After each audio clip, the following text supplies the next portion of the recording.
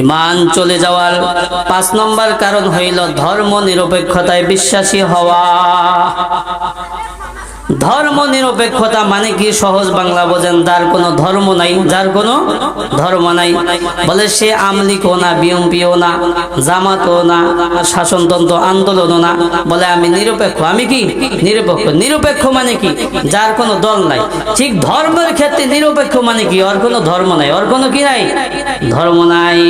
বলে ধর্ম নিরপেক্ষতায় বিশ্বাসী হওয়া। ধর্ম নিরপেক্ষতার সংজ্ঞায় এসেছে সেকুলারিজম।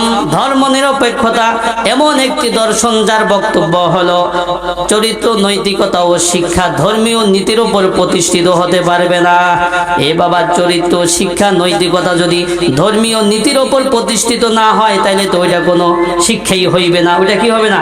আমার চরিত্রের মধ্যে যদি ধর্মীয় রীতিনীতি না থাকে তাইলে ওই শিক্ষা কোনো শিক্ষা হবে না। আমার চারিত্রিকের মধ্যে যদি ধর্মীয় নীতিনীতি না থাকে তাইলে ওইটা চারিত্রিকই হবে না। কি হবে? পশুদের মতো কি হবে? তার চারিত্রিক হবে।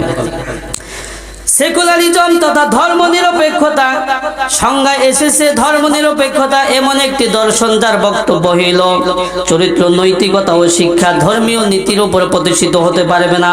ব্রিটিশ বিশ্ব করছে, আমরা দেখতে পাই সেখানে ধর্ম নিরপেক্ষতা সম্পর্কে লেখা হয়েছে ধর্ম নিরপেক্ষতা এমন একটি আন্দোলন যার একমাত্র লক্ষ্য হলো মানুষদেরকে আখিরাত থেকে ফিরিয়ে এনে দুনিয়ামুখী করে দেওয়া। আখিরাত থেকে ফিরিয়ে এনে দুনিয়ামুখী করে দেওয়া। বলে এই ধর্ম নিরপেক্ষতা যারা বিশ্বাসী ওই সমস্ত লোকদেরকে যখন বলা হবে তোমরা আল্লাহর দিকে আসো, রাসূলের দিকে আসো, দেখবেন মুখ ফিরে তারা চলে যায়। আল্লাহ পাক রব্বুল আলামিন বলেন ওয়া ইযা কিলা লাহুম তাআলাউ ইলা মা আনজালাল্লাহু ওয়া ইলার রাসূলি রাআইতাল মুনাফিকিনা ইয়াসুদ্দুনা আনকা সুদুদা। আল্লাহ পাক রব্বুল আলামিন বলেন যখন এই সকল লোকদেরকে বলা হবে তোমরা আল্লাহ তাআলার যে আয়াত নাজিল করছে তার দিকে আসো, আল্লাহ রাসূলের দিকে আসো, তখনই মুনাফিক মাকরাম মুসলমানদের দেখবে মুখ ফিরে চলে যায়। তাহলে ধর্ম নিরপেক্ষতায় বিশ্বাসী হওয়া যাবে না। কবরের মধ্যে 3টা প্রশ্ন করা হবে, মান রব্বুকা ওয়া মান দীনুকা ওয়া মান নাবিয়ুকা।